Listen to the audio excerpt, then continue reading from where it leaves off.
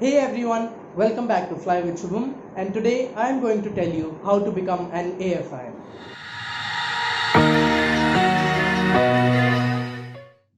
Before we begin, I request all of you to like my videos and subscribe to my channel. An AFI or an assistant flying instructor is someone who can give instructional training to all student pilots.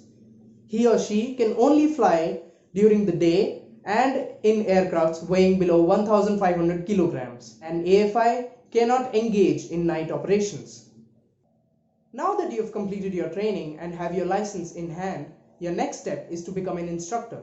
But how do you do that?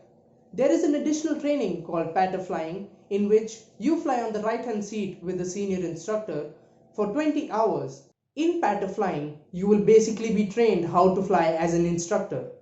After you complete your pattern flying, there are a few more steps that you have to take to get your AFI license from DGCA. Once you've completed your 20 hours, you can go for an AFI oral interview or an oral exam, where there will be a panel of 3 or more members that will take your interview as an assistant flying instructor. Once you clear your interview, you have to give a competency check with another instructor than the one you did your pattern flying with. After your check, you can submit your documents to DGCA and get your AFI license. One important thing to remember is that all your flying for your instructional training should be done with different CFIs.